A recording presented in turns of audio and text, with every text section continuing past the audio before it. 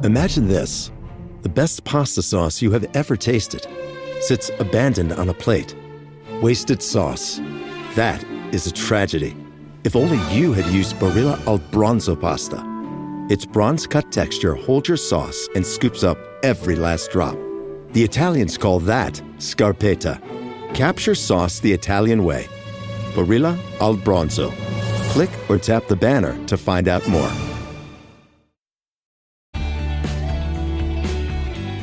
Thank you for listening to the Manage Smarter podcast. Your hosts, C. Lee Smith and Audrey Strong, navigate new ways to hire, develop, and retain talent, helping your team soar to higher performance. This is the Manage Smarter podcast. Hello again, everyone. Welcome to the Manage Smarter podcast. We're so pleased that you've joined us today. I'm Audrey Strong, the Director of Communications for Sales Fuel. And I'm C. Lee Smith, the President and CEO of Sales Fuel.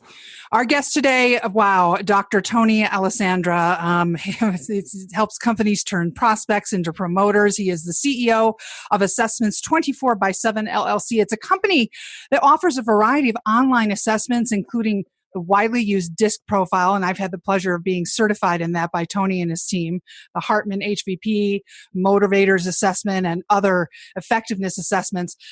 This intro is going to be long because Tony is amazing.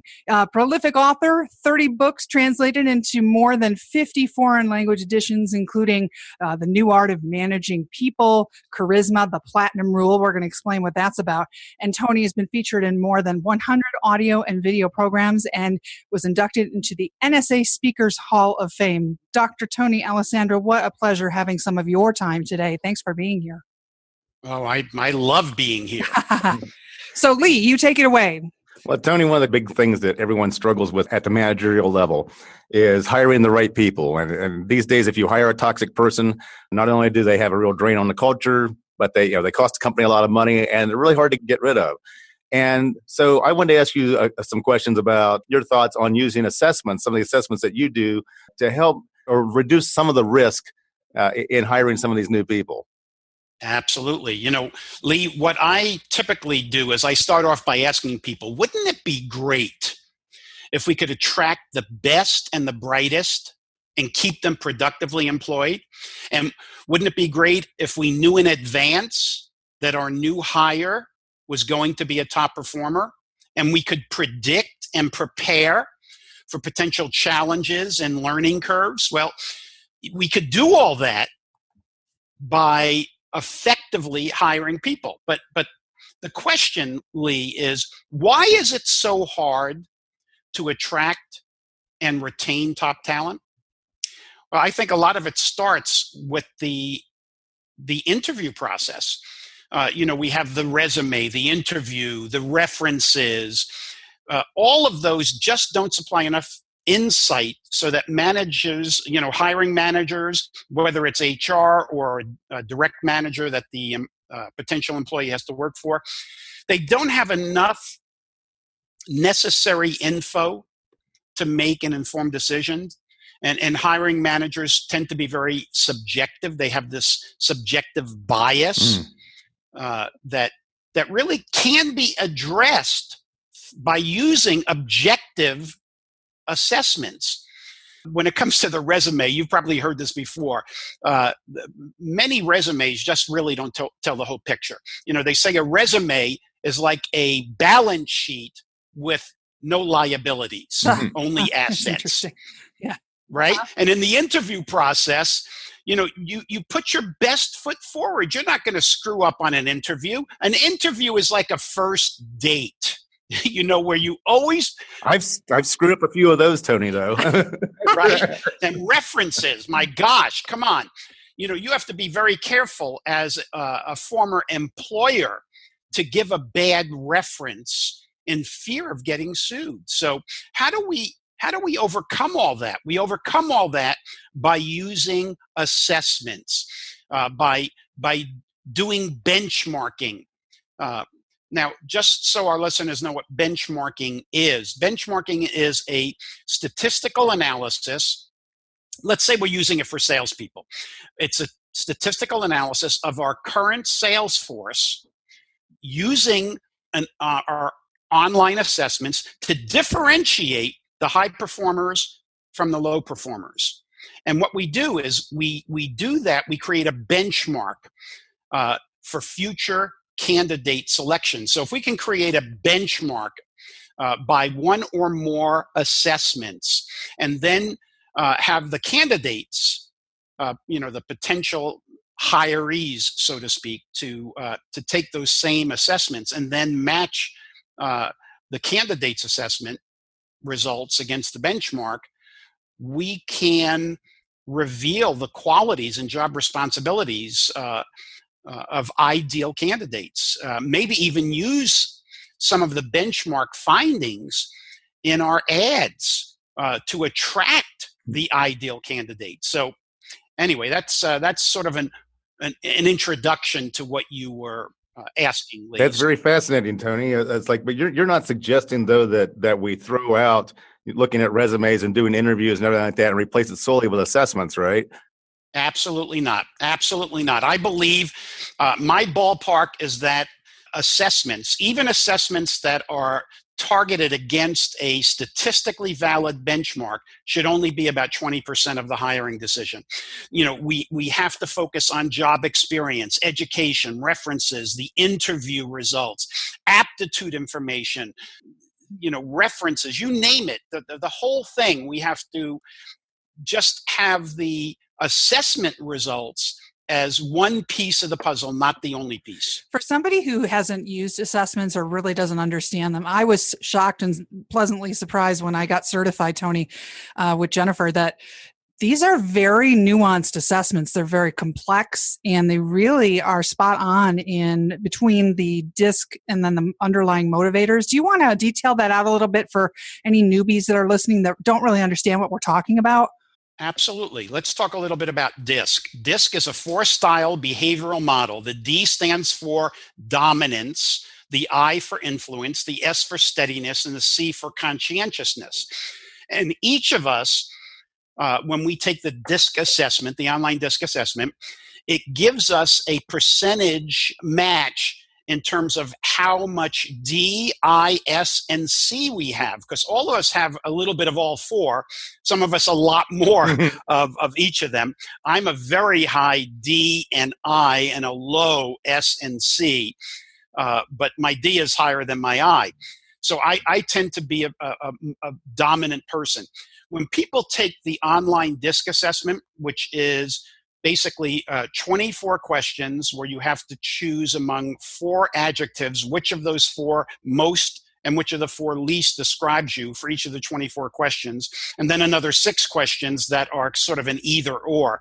When people get the report back, they are absolutely stunned by how accurate this report pegs their behavior by simply asking them 30 questions. How is that possible? Well, it's because the DISC assessment has been around for probably well over 60 years. It's arguably the most widely used assessment in the world.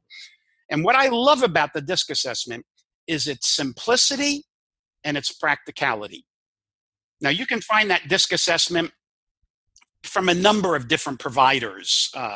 We're just one of several DISC providers. But here's the difference in our DISC report versus others. Almost all the others, their report simply is a descriptive report of your behavior. Ours is 50% descriptive and 50% prescriptive. Descriptive in describing you and your behavior, which is spot on, but prescriptive in terms of how to use this concept in your dealings with other people, whether it is with your coworkers, whether it is with your manager, your direct reports, your customers, your vendors. It is incredible. Who are some of the companies that are using assessments like that, and how do they use it? Because I think you work with a few. Oh, yeah. We use many of the Fortune 1000 companies actually use our assessments in a variety of ways. For instance, the most basic way that I think almost all the companies use it is for interpersonal communication. When I can understand my style and how it impacts other people and the way I communicate with them, and understand other people's styles and their impact on me, it helps me be a better communicator. The concept of DISC, part of it is called adaptability. Adaptability is your ability to change your approach or change your strategy depending on the situation or the person you're dealing with. Adaptability is nothing more than that age-old saying, when in Rome, do as the Romans. It's basically being able to speak another behavioral language, not another linguistic language, but another behavioral language. When I know DISC and I know how to use it, it tells me how to communicate more effectively with a D, an I, an S, and or a C. Now, that's the basic level of how companies use it. As we come up a step, it is used for personal development. How can I, knowing my style, accentuate the strengths of my style, and if possible, minimize the weaknesses? I will tell you this. I am a high D. One of my natural weaknesses is listening. I'm not the best listener. But knowing that actually allowed me to learn how to be a better listener. Now, I'm not a natural good listener like, let's say, an S would be, an S style, a steady style. But I know that I can use certain skills to be a better listener. I have to think about it. It's not natural, but I know how to do it. It's almost like learning another language. My native language is English. You wouldn't know that by listening to me because, I grew up in New York and Brooklyn, but that's a whole other story. But if I learned another language like Italian or Spanish or French, I can speak that language, but I have to think about it as I'm speaking it and as I'm listening to people. It's not as natural to me as, let's say, my native tongue of English. The same thing. If I'm a D, I know how to behave like a D, like a duck in water. However, I could learn how to communicate effectively with an I, an S, and a C by learning, quote, their behavioral language. So the next step up is how can we communicate more effectively with other people?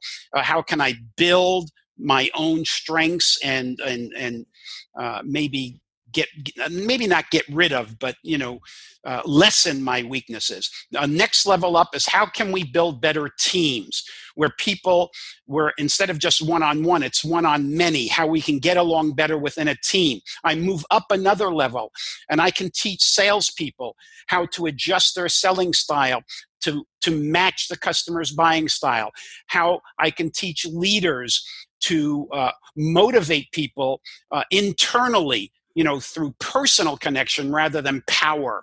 And then a lot of what's in our Sales Fuel Coach SaaS platform then too is, again, we make them take also a sales IQ assessment, which we've partnered with Assessments 24/7 to provide that. And that also gives us insights on which step of the sales process that they're weak in, strong in, that sort of thing, so that we can work on developing or work on accentuating those positives and eliminating those negatives. Absolutely. One of the things I love about what Sales Fuel has is your team keeper approach, and how you most people, for better or worse, and it's typically worse, when they take an assessment, it's typically a one and done. They take the assessment, they read the report, they say, wow, this is great. They file it away, never to be seen again.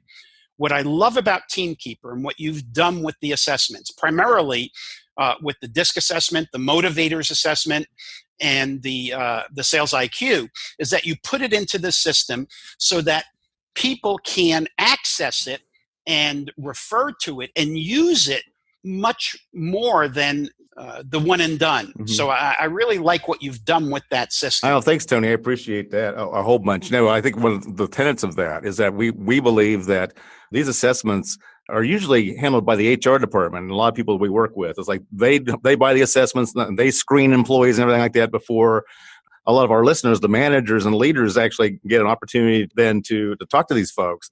And the thing is like, yeah, they're sitting in a file somewhere and the manager never sees that. There's lots of gold in that. It's like starting with, what type of interview questions do I want to ask of this person when I finally do see them? And if I hire them, then, okay, what should I expect from this person? What do I need to watch out for this kind of person? So when I'm managing them, I can spot those things early on in the game so that they don't mushroom into being big, huge problems I have to deal with later.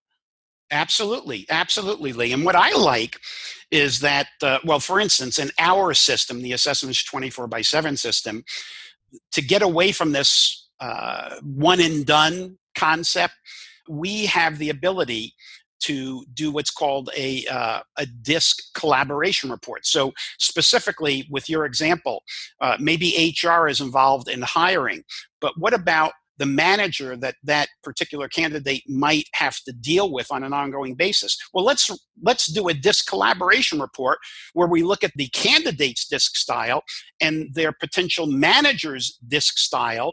We create this report, and these reports, as long as there's DISC assessments in the system, you can run these reports for free. And I can look at what the percentage match is between the candidate and their potential manager. And it runs a report where on the left-hand side, it has all, let's say, the manager's behaviors. On the right-hand side, all the candidate's behaviors. And we can see where there's the strengths, the struggles, the do's, the don'ts, the motivators, and see how easy it is for this candidate to deal with this particular manager. So there's a lot that can be done with this. Lee, when we get to the top level of how assessments are used, it really is in hiring and selection, and how we can use one or more assessments in the hiring process. One assessment might be the DISC assessment. Two assessments might be DISC and motivators. And three assessments might be DISC, motivators, and Hartman. And Lee, for those people who are not familiar with what motivators or Hartman might be, the motivators, basically, they measure 7 what we might call universal dimensions of motivation that drive each of us: the aesthetic, the economic, the individualistic, the political, the altruistic, the regulatory, and theoretical. See, DISC predicts how a person will behave. Motivators answers why they behave the way they do. So that's the motivators. The Hartman value profile, what that does is it measures the quality of somebody's problem-solving skills, their decision-making skills. It measures, sometimes with uncanny accuracy, the individual's critical thinking, their judgment, and their decision-making. So I can tell you this: some of our clients only use the DISC when it comes to the selection process, because they have a long track record of somebody's style with the DISC model, and that they use that effectively. A lot of other people just use DISC and motivators. I know clients have used it in the trucking industry, in the retail industry, and even the automotive, hiring automotive salespeople. Financial services too. And financial services, exactly. And we have an assessment called the executive summary, which is used either for hiring higher level leadership positions or managerial positions, or to hire salespeople, service people. But that uses all 3 assessments. Typically, as a rule of thumb, 2 assessments are better than 1, 3 assessments are better than 2. Again, it is simply a rule of thumb. I don't know why everybody wouldn't be doing this, because just listening to you, the ROI on this comes through several channels, all almost simultaneously, right? So you've got the right person in the right role, which means that you've made the correct hire, which means you have longer talent retention, right? And then their performance is better because you're managing them in a different way. Absolutely. Those are 2 great points. When it comes to the actual hiring process, a lot of people focus on the cost of a bad hire. And believe me, it runs into the multi-thousands, and in some cases, tens or even hundreds of thousands of dollars. Now, some people may say hundreds of thousands of dollars. Well, yeah, I was dealing with a national hospital chain. And they said that when they hire an intern, a doctor, an intern to go through their program, the cost of hiring the wrong intern comes out to approximately $500,000. What is it worth to that hospital chain to use a battery of assessments to make sure that they're hiring somebody who will succeed? Would they pay $1,000, $10,000, $100,000 to make sure that they're not losing $500,000? But let's take it one step further. Everybody looks at what's the cost of a bad hire. But what about this? What if you don't hire somebody who you should have hired and they go to work for one of your competitors and start eating your lunch? So, we have to look at both sides of this. It's fascinating. So hopefully we've fired people up. How can they find you, Tony, if they want to know more and reach out to you and your team? Well, they can reach out to us actually through Sales Fuel as one of our partners, our major partners. So you can go right to Sales Fuel and talk to them. If you want to come right to us, you can certainly go to www.assessments24x7.com. But let's start with Sales Fuel first. And if they can't answer your questions, they will come to us and we will answer those questions for you. But I will tell you that of all the companies that we deal with, and we deal with thousands of companies, I cannot think of a better relationship that I have had in the last 20 plus years than the relationship we have with Lee Smith and Sales Fuel. So Start there. And if they can't answer your question, which would surprise me if they can't, then they will come to us and we'll answer it for you. Tony, let me say thank you, but also let me reciprocate that by saying it's easily the best business partner that we've had in our entire existence of nearly 30 years. And I think that really came through loud and clear when we partnered up together to have the Leadership and Talent Development Summit in San Diego. And that's something that we do every year and usually in January. And you can come to either one of our websites and check that out. But what we do is we focus on great speakers then to help develop leaders, but also then to help trainers and people like that develop the talent that you already have internally. And so we have 2+ days of, just top-notch Hall of Fame speakers. And even the folks that weren't Hall of Fame speakers or whatever scored very highly and knocked it out of the park. And there was nobody there that didn't get tremendous value out of the time that they spent in San Diego. Plus, San Diego in January is better than San Diego in most other places in the country. So, that's right. But we partnered extremely well on that, and that went so smoothly. And and it goes so smoothly every year, and it's just a great conference. I'm really pleased that we're working with you on that. Absolutely. Well, just for our listeners, Sales Fuel is our co-sponsor for the Leadership and Talent Development Summit. We just had it in January of 2018. Our next one is January of 2019 in San Diego. And again, if you come to assessments24x7.com, we'll have some information about not only the last conference that we co-partnered with Sales Fuel, but the next one too. It really is an event. And I will tell you this, and Lee, you can back me up on this. It doesn't matter whether you are in the assessment business or not. What you gain in that conference goes beyond assessments. We had speakers this last time, Brian Tracy, Jeffrey Gittimer, Lee, you were one of the speakers and one of the top 3 rated speakers. And it goes on and on. Ford Sakes. We had spectacular speakers that transcended the assessment business. It certainly helped people in the assessment business, but it can help anybody in business. And we had Audrey speak on PR and a really great informative session on that. Absolutely. It was a fantastic event. So we will definitely want to steer people to that as well. Well, Tony, thank you for joining us and giving us some of your time. And if anybody has any questions, they can email me at astrong@salesfuel.com. And we would love for you to share this with all your stakeholders, Tony, and everybody subscribe, rate, and review. Thanks for listening. If you enjoyed the show, please rate and recommend on iTunes, Overcast, or wherever you get your podcasts. You can also get more great information at salesfuel.com.